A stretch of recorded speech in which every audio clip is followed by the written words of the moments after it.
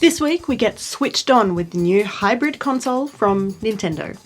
We tell you everything you need to know about the new hardware and check out a game or two, while Angelo reminisces about how Nintendo got to where it is now.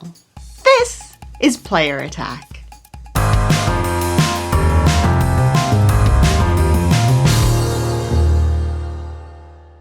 Hi, I'm Jessica Citizen, and this week the Nintendo Switch is well and truly here. It feels like everyone with even a passing interest in video games has grabbed the new hybrid console, and while the launch went pretty smoothly, there are already some big changes on the way.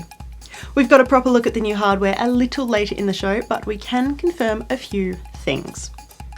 Yes, there are a few teething issues with the hardware, including both blue and orange screens of death, but the one that's causing the most issues is a desync issue with the left Joy-Con, which Nintendo is aware of and we're hoping will be patched out soon. Nintendo is also aware that friend codes might not be the best way of connecting to your gaming buddies, hinting that in the future you will be able to use social networking, in-game menus, and even your Nintendo Network ID, which you already use for games like Miitomo and Super Mario Run.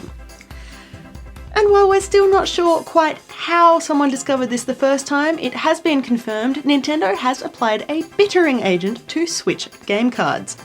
Denatonium benzoate is non-toxic but tastes like death, and it's part of a strategy to prevent children or animals eating your precious video games. This week, the annual GDC Awards highlighted some of the best games and developers of the past 12 months. Some were no-brainers. Pokemon Go took home Best Mobile or Handheld, Firewatch won both Best Debut and Best Narrative, and Overwatch was labelled Game of the Year as well as being awarded for Best Design. Others were a bit of a surprise, even to the developers themselves. Hello Games weren't even in the building to accept their Innovation Award for No Man's Sky. Instead, they'd gone out to dinner, having convinced themselves they weren't going to win anything. Sticking with Overwatch for a moment, and Blizzard is not resting on its laurels. This week saw the introduction of a new hero to the game, Orisa, an anchor tank. I made you to be strong and brave. You still have a lot to learn. And you'll probably mess up sometimes. But I know you'll become the hero we need. Of course, this fancy Omnic has some nifty abilities, including a protective barrier, long-range attacks, fortified defenses, and a nifty supercharger that will boost damage from multiple allies. Orisa is live in Overwatch right now, and if you've been looking for an alternative to Reinhardt, she might be worth a try. Moving on, and we are still super excited about the upcoming launch of Mass Effect Andromeda, but if you are hoping to get your hands on the multiplayer a bit early, BioWare has some bad news for you.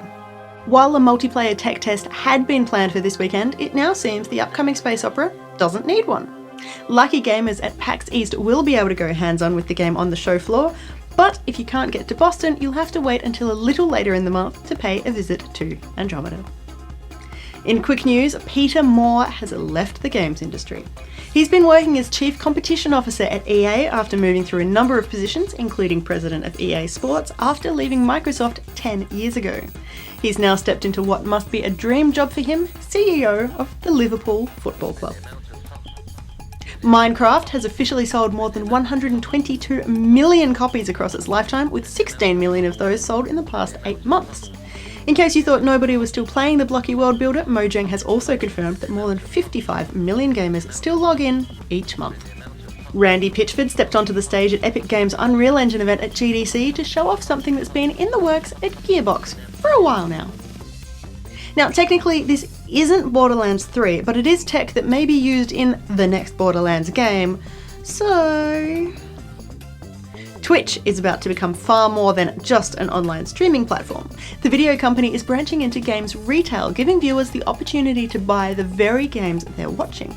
The new Get It On Twitch program has partnered with a number of games publishers, including Ubisoft, Telltale Games, Hi-Rez Studios, Double Fine, Devolver, Paradox Interactive, and Campo Santo, to offer a pretty wide and varied selection of titles. An offer to buy the game, or in-game content, will appear on all streams playing any of the games available through Twitch. That said, if the streamer is a partner and has opted into the program, that streamer will also get a 5% share of the sale revenue. The program is launching within the next 6 months. Payments will be made using an Amazon account, and all prices will be in US dollars to begin with Twitch promising more currencies to be added in the future. And finally this week, politics! The Bolivian government has filed an official complaint with the French embassy over the way the South American country is portrayed in Ghost Recon Wildlands. In the game, Bolivia is a country overrun by drug traffickers, a violent, anarchic state controlled by a Mexican drug cartel. In the real world, Bolivia is the third largest producer of coca leaves, which can be used to manufacture cocaine.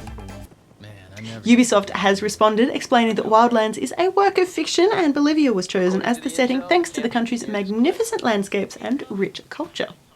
Bolivian Interior Minister Carlos Romero has asked that the French government intervene in the situation, explaining that the country would prefer to take the route of diplomatic negotiation over legal action at this time. The French embassy has not commented on the topic. Tom Clancy's Ghost Recon Wildlands is out right now for Windows PC, Xbox One and PS4.